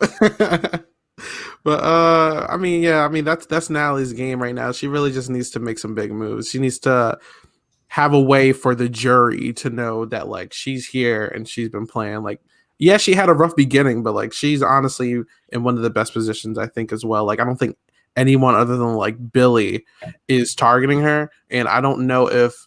I mean, it's really going to be dependent on what this next round looks like, but I don't think right now that Billy has like the army that she needs to like go to bat for her like Natalie does right now. So that's everybody. I remembered my thought. Oh, go for it. Oh, it was just about the fallout because, Natalie's going to end up getting exposed next week. Oh, yeah. And I just wanted to say that I'm very much looking forward to the conversation in which Billy's like, Natalie, what the fuck? And Natalie's like, Billy, you told me to play harder. You told me to come into this game and wake up. I'm just doing what you told me to do. Mm-hmm. It's gonna be crazy. Like, how they had the clip of like Jacob blowing up? I feel like it's coming. Like, I feel like that's I think that's next week. Yeah. He's gonna be attacked from all angles, and it's just like a boiling point because it's like he just tried to make this big move where he got Muna out, and it just like fell apart on him, and he got rid of his power, and it's like, what now? I feel like it's gonna happen. Can I point out too that so far, with the exception of last round where there was no option that someone had to be voted up, so far every time someone has been voted off by the contestants, they've won their way back into the game. Nobody that has been voted off by the house has actually been eliminated. So basically, pretty much all the votes have been pointless. Well, minus Muna. Yeah. Which I think is funny. Well, no, Muna wasn't voted off though. She was. Spencer dragged her into the battle match. Oh, yeah, you're right. Yeah. And let's be real. Last week wasn't, we're voting out Brent. We're voting out Spencer. And if Brent goes, oh well. So like, by that logic, it's really true across the damn board. Yeah, and it's just crazy. And I wonder if this trend will continue all the way to the end. We'll see. I mean, it's starting to make me think that by theory, is competitions everything? Like, I don't know. Like it's starting to show like it doesn't really matter if you're getting voted in there. Like really, like the people who are winning all the comps have really been like they've been there. Like I don't know. Like I know the social. I care about the strategy and social over like everything. But it's starting like at least with this format, it's really showing me like if you go in comps, like you can really make it there now. Like the place where that messes you up is Final Four, obviously. But it's like I don't know. And one more thing I want to also point out, which is I found interesting, is that all the people who have been to Luxury Row have yet to like have a meeting yet. Yeah, I know. I'm so surprised they even talked about this yet. Yeah. I just want to know why Spencer has not been like, okay, somebody fucking has it. I've been here. I live here. Like, this is my new home. I might as well move in a bed and a mini fridge and just be like, nobody, I haven't gotten shit. So somebody that y'all got it. Like, he has not said that whatsoever. And I just don't know if this man is living in a delusion or if they just like haven't put it in the edit. But I feel like by this time, he should have been going up to people being like, all right, listen, I've gone to Luxury Row many a damn times, and I don't have shit. So this would have been the perfect round to do something like that too. Exactly. It's not like you don't know who's been to Luxury Row. You know damn well only like 3 other people have been there. Like I don't know. It's obviously it's either him or Spencer, or it's either him, Jacob, Natalie, or Josh. Like there's nobody else. He knows it's not him. Yeah, so like there's 3 other people. You're obviously it's not there. You've been there 4 times and you haven't found anything yet. You know it's not there. So it's like I would just be walking to the people who've been there and be like, "Do you have it?" Like just have a conversation. All the people like. You had like personal one-on-ones. Nobody could interrupt you. This would have been the perfect time to do that, but nobody did that. So I'm very confused by that. Like, it's not like they're not allowed to talk about it either, because Josh and Natalie spoke about it one round before. So I don't know. I want to say this with all sincerity. I really hope that, because I know that Spencer is an orator. Like, he's in the community. He plays all the time. And to be honest, it was pleasing to me and my ancestors watching somebody from that clique. There's like this big clique on Facebook where they all go to meetups or whatever, and I'm pretty sure he's part of that clique. But it was very pleasing to watch someone from that clique get their ass handed to them when they didn't have their friends in the game with them. But I'm hoping that Spencer, no shade, you watch this season and you watch your gameplay and you see what you need to improve. And Totally. and I think that this will be an eye-opening experience for him, and I wish that more people from his little section of the org community got to experience something like this where they had to play on their own and they had to really fight. And I think the reason why he's not doing things like this is because in normal games he doesn't have to. And it could be because people are thirsting for him, because I see a lot of the comment section are thirsting for him. I don't know why. Maybe they're Jonas Brothers fans. I don't know. But I also think it's just that he has a lot of connections in a lot of the games that he does play. So, Spencer, I know you watch this shit. I hope you take the criticism. I hope you take the reading that we're doing for you, that you know it's fundamental, and that you just improve your game in future orgs. That's it. I mean, I think that's part of the issue with just casting people who play orgs or minis or whatever in general, is that you're gonna get people who are like, I know how to play this game. I've done X, Y, and Z and it's worked for me in the past. And then they get thrown into it and it doesn't work Exactly. at all. And if there are those previous connections, sometimes they don't pay off. And it's just weird. There's parts where it's like, this is fun, this is fresh, whatever. But there's parts where it's just like, you dropped the ball. It's shattered. It is broken. There's a hole in it. We can't play anymore. Like, it's broken. What the fuck? And I don't know. That's just, maybe there's some people, it's like, maybe you should just stick to the little Facebook games. Maybe that's the thing for you. Yes. So, that's how the whole date night went. So basically we get to the challenge results and we find out that Muna's eliminated. I mean, at that point, the only names that were going around was like Muna, Brendan, Marcelo, and I think that was it. Like, I don't think anyone else's Spencer? name. Oh, Spencer. There you go. So those were the four names that are being thrown around. Muna gets eliminated, and basically she feels betrayed. And when she's revealing people's votes, before she even does that, Jacob is talking to Billy and like, yeah, I did it so I can protect myself. And Billy's like, what are you talking about? Like, he's like, my name's been thrown out. She's like, no one's throwing your name out. You. like straight up, he's very lucky that like Muna didn't say, tell me who said that your name was being thrown out. And I don't know what he would have did. Like, other than Brendan, who else would he have thrown out, So he would have looked like a really big liar there. It didn't make sense because he literally said, he was like, oh, it was Brian because he said that you said that I was a threat or whatever. And then they play the clip and it's literally just him being like, oh yeah, like Spencer said that you and Muna are threats. That's it. That's not saying we're targeting you. That's not saying your name's going out this round. He just said you're a fucking threat, that everybody in the house already knows that. So and that date was like date 4. So I don't understand how he's going to even damage control his way out of that, because his reasoning was something that happened halfway through the round anyways. It didn't make any sense at all. No, as soon as he said it, I was like, how are you going to spin this if no one's even talking about you? How are you going to spin that to other people? Oh, I was protecting myself. Everyone had a date and no one said you're like, not a single person talked about you. How are you going to spin that to anyone?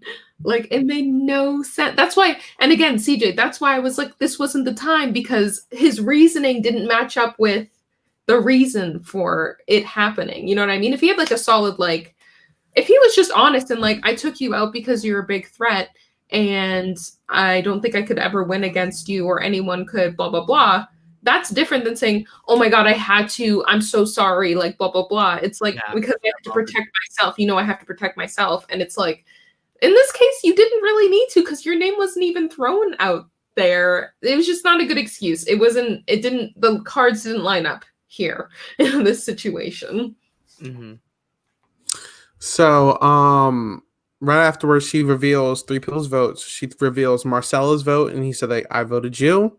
Brendan says he voted Spencer, and Jacob says he also voted Muna because his name was in trouble and all this stuff. And he tries to basically cover his tracks, but Billy and Muna basically is like, nah, like you're being fake. Like they straight up, they were just like, you're being fake.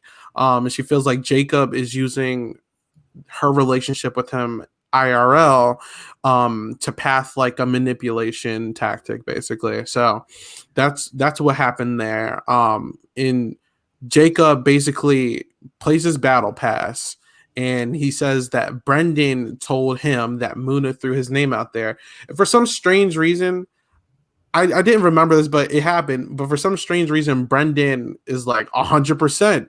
I'm like, why would you say that? But anyway, Brendan admits to doing this, and Jacob pretends to feel played from Brendan, and he makes Brendan the replacement nominee. And as he's going up and Brendan's basically calling Jacob out, Marcelo puts himself in the conversation and calls Brendan out and says he's playing everyone in the house. Then they have their little back and forth, and basically that's how that all went. It was just pointless drama at that point. But we have that. They do the challenge, which was like a questionnaire basically on addiction, and Muna basically it was very competitive. It's probably it was more interesting. It was one of the more interesting challenges, but Muna beats Brendan, and that's basically the episode. But yeah, that's what happened there. I have the final vote actually right here. Give me one second. I saw it. Messy as usual. I did not forget this time. Trust me. Wait, do you need the votes? Nah, I got it. See? All right, so 3 to 2 to 2 to 1. Yeah, so Jacob, Marcelo, and Natalie voted Muna. You got Billy and Brendan voting Spencer. Spencer and Josh voting Marcelo, and then Muna voting Brendan. So that's what happened there. Do we have any final thoughts on the battle ceremony, the challenge, anything before we go into the tier list? I like this challenge. I liked this challenge because it kind of tied into their sponsor and like addiction and stuff. So it really highlighted like the message that they have for like the whole season about like addiction and all that stuff. So I liked it. And it was like a quiz challenge, which was cool. And then they added that like suspense with the kerplunk. That's the game. I was like, what the Yes, kerplunk. I love kerplunk. So that was cool. That little bit of suspense there. I like this challenge. I liked it. I think it was nice, especially considering it was like a sponsored challenge, to add the kerplunk mechanic, because I feel like just having them like answer trivia questions would have been visually pretty boring, because it's not like they have like the Big Brother like state like light system and all of that to where it's just like, oh, true, false. So like them having to physically do something else made it a little bit more visually appealing. And also like, yeah, it was good. It added suspense. Yeah, like kerplunk added it. it was interesting seeing Brendan trying to like scream out like what he was reading to get Muna basically caught off guard. So I thought that was interesting too. But this will officially be the last episode we see Brendan call someone a jabroni. So don't remind me of that. Brendan tried to sell them t-shirts. It's not gonna work. Like I'm not buying it. I wouldn't even buy it as a keychain. I'm sorry. Do you want to pull up Jace's I was just about to do that. So Jay said thoughts on Jacob's decision to pick Brendan. I think honestly I didn't expect it, but I'm glad he did it, because I think a lot of people are on to Brendan basically just spilling out like bullshit, honestly. And I think Jacob's been on it for a while. I just think he needed a reason to do it, and this was the reason, honestly. Like, I think Natalie's been wanting to get him out. Brendan straight up just didn't have any real allies in this game, and the real ones he did, he would try to target actively. So like that type of player isn't needed in the house, because that's the type of people who snake their way to the end, like a hunter, to be honest. But yeah, I think that it was a smart move there. Now the execution, I don't think he executed it correctly, but I think that it was a smart decision. I think it made sense because out of everyone left, if we think about it, he could do Billy, who's like seems to be Muna's biggest ally, but I think the blowback would be really bad because he pulled in Rachel in that last one. So it's like there's another scorned like jury member or whatever, and then pulling in Spencer, it's like that's another one of his allies or whatever. Then you have Marcelo, definitely not doing that. That's his boy. Natalie is working with him. Josh, there's a chance that he would work with him. And then who else is left? Is that it? Did I say everyone? I think so. I think so, yeah. Yeah, and then there's only Brendan left. And with Brendan, like Brendan's like, he's pretty logical. He can take emotions out of it. Like he would look at his gameplay. He wouldn't be scorned by him pulling him in, I think. So it's like if he pulls him in and he leaves, I don't think he loses a jury vote there. If he pulls in anyone else, maybe not Josh or Natalie or whatever. But if he pulls in like a Billy or whatever, I think he loses a jury vote there because they're going to be scorned. I would, at least, if I thought he was my ally and he just pulled me in. You know what I mean? I think at that point where he had already essentially burned the bridge between him and Muna, the best move probably would have been to throw in Billy just because they're like this, and that makes sure that only one of them is back in the house. So there's only going to be the one person who has that crusade against him versus the chance that if Muna goes against anybody else, she can come back and now her and Billy can plot and scheme together. But I do agree with your point on the blowback and the fact that would he would have a rough time with the jury 100%. Emotionally. I think the viewers would have had it out for him as well. They would have dragged that man through the mud. I would have loved it, to watch. But yeah, that would have been rough. And I feel like Jacob is like, if it would have been, say, like a Natalie who was in that position, like if Natalie would have been in that position, I would have been like, throw Billy in. That's the flashy move that you need. It's like, you just led the charge on this, and now you determined essentially who was going to go home between this like power duo. Good for you. But like Jacob doesn't necessarily need that extra gold star on his resume. So it was the safer, but still good option. How many people are going to be in the jury this season? Everyone. All of them. 11? All right, so maybe I don't, because if you map it out, like realistically speaking, when you don't have Muna's vote, you're not going to have Rachel's vote, you're not going to have Shireen's vote, you're not going to have Billy's vote. That's 4 votes. Shit. Possibly Jay West, and just the line goes on. So like Muna has she has a squad in jury right now. Like let's just straight up say that. So like.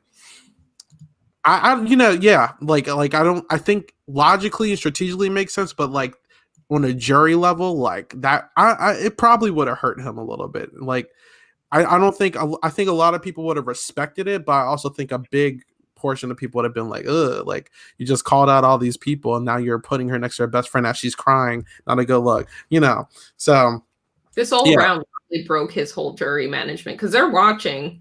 Yeah. And they love Muna. The jury loves her. And you just heard her. And this is a 5-day game. Or how many days is this game? A week 7. or something? Yeah, they shot it in 7.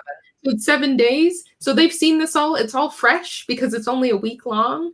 Like this whole round, I think really screwed him over. I don't know. Oh, go ahead. Okay, I was just gonna say it's hard too because like you had brought up like how all of Muna's friends are in the jury. Mm-hmm. Like I didn't even think about that like voting block in jury. And I feel like now that is something, if I didn't think about it, I'm just watching. I'm not even in the show. I'm guessing some of these players were not thinking about that either. Mm-hmm. And I think it's going to make for a very interesting final too. Very. Because there's going to be a chunk of people who are straight up just like, we're voting together. I don't care. And qualms about that or not, I think it adds a different dynamic to how the jury will react to things. Yeah, totally. Mm-hmm. It'd be so interesting. I'm excited to see who ends up here. Well, I mean, unless it's like sitting next to someone who's like, anyway. So we're gonna get to this tier list real quick and knock it out.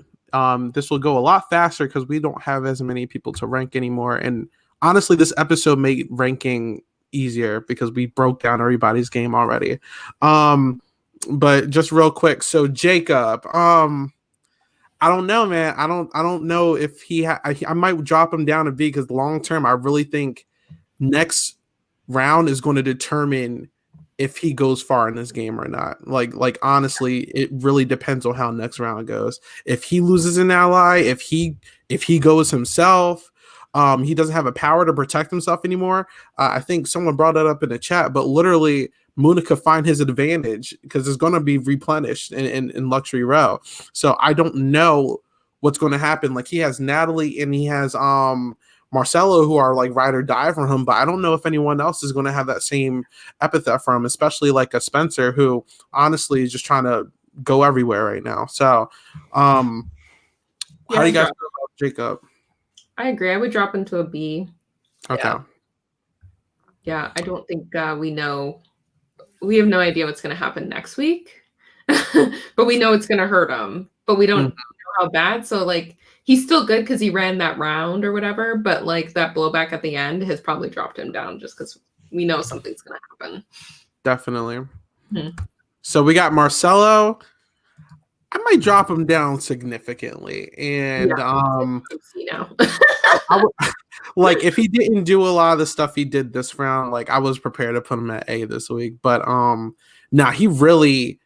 I guess he exposed like his true intentions to people. Like everyone knows he's for Jacob and only Jacob. I don't think anyone trusts him. I thought Josh would be the closest person or Billy for his allies list. And they both stated this episode that they don't trust him and they think he's fake. And honestly, like if not bottom C, like if he has another bad episode, I probably even drop him to D, but I put him bottom C as of right now, honestly. Yeah, I agree. So then you got Josh, who I think has a strong...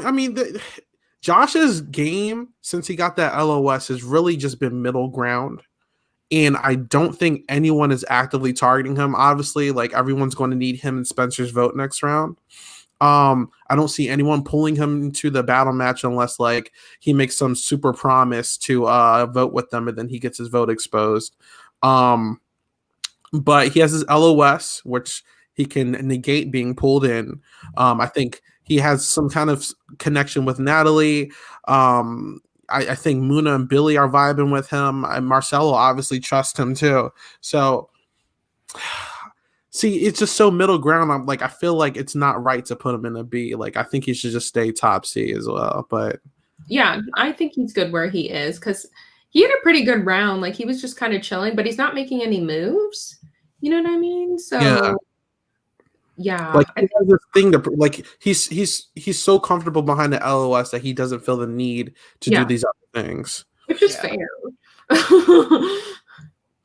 And I think also just before we move on, like Brent and Brendan were also some of his closer allies and they're gone now. So I'm very curious to see where he goes because I think he was trying to eliminate Billy's allies, where it's kind of like now he eliminated his own allies. So it's kind of like, real quick. Hey, what's up, Geneva? We're ranking. Oh, hey, Geneva. How's it going? It's going well. Hello. Wait. Muna. So Muna's the next person. How do you feel about Muna going into next week? I'm not sure. I don't know what her position is. I'd probably rank Natalie higher than her because Natalie made the move to get rid of her. She was kind of the driving force. I might even put Natalie in front of Josh because like Natalie like not only made the move for Muna, but she was like kind of making connections with like people like Josh and like Brandon's gone now, but like she's starting to kind of solidify that she's willing to make moves in the game and everything. So she's playing. She doesn't have an LOS to hide behind. You know what I mean? So she's playing, which she showed before. I don't know. I put her before Josh personally. She earned some significant respect that I think she was lacking before. So, yeah. Totally. She I earned it agree. this week. So, we got Billy. Oh, well, we just moved Natalie. I'm gonna put her up there, but like, yeah, I think Muna should stay right there too. I feel like So we Muna got, and Billy are in the same. yeah, Mhm. Yeah, honestly, yeah. but they're ahead of Marcelo after that. Oh yeah, I would move Mhm. Spencer above Marcelo, to be I honest. agree. Yeah. I agree. And then Yeah. this looks cute. yeah. Wow, Like- no one in the D range. They First moved it. time, I too, know. Well, improvement, kind of. There was some good Spencer played strategy. nice. He Yeah. worked his way out. You're a winner, baby. Congratulations. No, I was actually content with Spencer in this episode in terms of how he approached it. Mhm. I mean, I guess it could be risky that he wasn't throwing out names because he could have been voted out, but I do think that, like, you know, trying to hear what people have to say and taking that in, I think that's something he needs to do because he, you know, definitely has been perceived as somebody who, you know, doesn't have a lot of positive relationships and connections with people. So Yeah. Now, lastly, Joseph, I'm with you. He said I would move Marcel in the D range. The way I usually rank is I need to see 2 episodes of them doing like consistent stuff. And if he has 2 consistent bad episodes, for sure I'm dropping him down. I'm just giving him the benefit of the doubt. Because honestly, I don't know what next episode is going to really have. Like, honestly, it can go one way or the other. Like it's like right in the middle. So I don't know. But first time I want to ask this of the season. So we see the jury so far. It's Jay Les, you got Katie, Rachel, Shireen, Brent, and Brendan. Out of all the people who are left, who do you think they're going to lean towards? Ooh, interesting question. Like I think Muna right now. I mean, I feel like if she's sitting next to anyone, I think Muna is like by far Winner. like the easiest winner. But I'd say Muna or Billy. Billy too. Yeah. Yeah. Oops, sorry. Like I'm just trying to see like Moon and Billy. Like I feel like regardless of who they sit next to, unless it's each other, like they win. I just think Billy needs to a bit show more like I am making these moves and like showing more intention and being able to show the jury like her intention. Like I think she's been starting to talk about it a bit more to be like, well, this is the game I'm playing and this is, you know, the narrative I'm building of myself. But I just think even more because I you know, I mean, I think she was fine like now, but I think, you know, the last couple of episodes people were really questioning her and where she's at and what she's actually doing. Is she throwing votes? Is she not? That sort of thing. So I think being able to really, you know, explain that, and I guess the next couple of episodes we'll have to be able to determine kind of where she's at, what moves she's making and things like that. But that's where I just think that she needs to show that a bit more. But I do think that, you know, Billy, especially with the social game, like, you know, she's in a better position than a lot of the people still left in. Yeah. Yeah. So I think Muna wins against anyone, honestly. oh yeah. Even Yeah. Billy, 100%. Mm-hmm. Yeah. And then I mean Jacob, other than like Muna and like maybe Billy, I think he beats these people as well. Yep. He does. But with these 4, I guess the question is who should they be wanting to sit next to? Oh, Each other. Each other. I was like each other. Like that is the ideal final 4 for any one of those in that square. Exactly. Yeah. Like right now, it's like the war between these two, and these people honestly just need to make their own thing. But I think Marcelo is never cutting him. Josh will do what he needs to do. Spencer will do what he needs to do. Natalie will do what they need. Honestly, like I said, this should be the cut out Jacob, and this is the luxury row alliance. But you know they refuse to have a conversation. So anyway. That's what you have there. And that's our stream. I know Geneva came in a little bit late. So Geneva, if you want to give your thoughts real quick, like how do you feel about the episode? Yeah, it was definitely I felt like, you know, like for the most part, I know some people might have thought the episode was long, but you know, Twitter did vote that they wanted a longer episode. And I think it was really good for us because I think we were able to get a bit of a sense of kind of what people were thinking a bit more. I feel like within the rounds and how constrained they are with the time, we don't really get a full sense of where people's heads are at. It was also very intriguing to see the alliances or supposed deals that are being made. And I think I'm really intrigued to see what happens at Final Six specifically. I mean, that was more mentioned in the last episode, but I feel like that seems where that's probably where a lot's going to happen. I'm really intrigued to see. I guess no one really mentioned Josh's LOS in this episode, so I'm intrigued to see, is that going to come into play in the next episode? Is Jacob going to expose Muna's LOS in the next episode?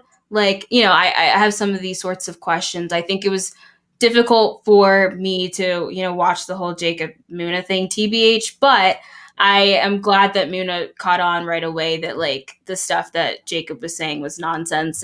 But I think that he, you know, he probably alienated himself from Billy as well. And I'm intrigued. I really want to see Marcelo do a bit more in the game. I still feel like we're not getting enough from him, and I think the players that he's playing with right now don't have a huge positive like perception of him as a game player. And there's been a lot of now targets on people who haven't got into battle matches. So now with Billy and Marcelo, he might become a potential target. So being able to prove himself and showing like why he deserves to be there, I think will be really key for him. But I'm just really intrigued to see the whole fallout and if Muna will get another advantage in Luxury Row now that Jacobs is gone. So interested to see that. Yeah. So that's kind of like my thoughts. And but yeah, it was a different episode, but I liked it. I think I at least got to understand some of the one-on-one relationships better. Okay. Well, that's the stream for you. We're going to give everybody opportunity to just plug themselves in or whatever. So, Ceejae, first of all, thank you for coming on. We appreciate you for being the first guest ever over here. You're nothing but amazing. Love, come over here anytime you want. But what you getting into? I'm happy to be here. Thank you guys for having me. Not really doing much, but you can find me with running my damn Twitter fingers at Ceejae this right there. I post on TikTok if like funny little giggle moments. Same username. Okay. How about you, Chanel? What's going on? Same as always. Just chilling with my Twitter fingers as well on Twitter. Username below. Mostly streaming. So hit me up, same username. Among Us, getting into Dead by Daylight a lot, which is super spooky and scary, and I don't know why I'm playing it, but it's really fun. So yeah, hit me up on Twitch. We'll have some fun times. Okay. And then Geneva, I know you were somewhere before this. Yeah, that somewhere was Podquester. So tomorrow that episode recap should come out with Susie. So we talked a bit about the episode and our thoughts and perceptions. So if you want to know more of my opinion there, you can hear it there. You can follow me at Peace Love Jen on Twitter, Instagram. That's where I tweet about a lot of random things and post a lot of random photos and whatnot. Also, still surviving on Survivor Syracuse Season 2 Snakes and Secrets. I made it to Final 7. Super exciting. It's the last episode on Thursday before quarantine. So the last tribal before quarantine, and then everything else is done remotely on Zoom, and even idol hunting's on Zoom. It's weird. But yeah, be sure to tune in and binge watch and catch up on that and see my journey on there. But yeah, happy to have popped in for a tiny bit. And lastly, Dylan, what you getting into? First, I want to apologize. I'm sorry that I was having weird reactions. My friend Julia just drunk dialed me, and she's got her tits out right now. So, I'm dead. She's trying to talk. So I'm trying to try ignoring her. So all I have to plug is all of my acts are at Dylan Does with a Z, my Twitch, my Twitter, my YouTube. So you can check that out. I do a lot of fun shit. Oh, she hung up. Good. Okay. And in about 2 weeks, I have my own reality show similar to Sequester, but kind of different. It's called I Love Money. This is the all-star season. It's going to be really great. We have some Sequester people that are on production. Lana, who's on the comment section, she's on production for the season. And some people that you guys know are going to be back for the title. It's going to be a great season. So it's in 2 weeks. So. And lastly, I mean, you're on the channel now, so I mean, you might as well subscribe and stay on the channel. But you know, literally, we just do tier list over here. I'm doing this Sequester podcast now, but we're going to be covering some other reality TV shows, hopefully in the future. If you're into Smash Brothers Machinima and all the other fun stuff, you can also subscribe and watch that over here. But you know, that's what we're all getting into. So until next time, sometime next week, I'm assuming maybe next Monday, we will be going, and we also have some other guests lined up. So, I mean, we'll just follow us on Twitter and we'll be updating you guys. But until then, have a good night, everybody. Bye. Bye.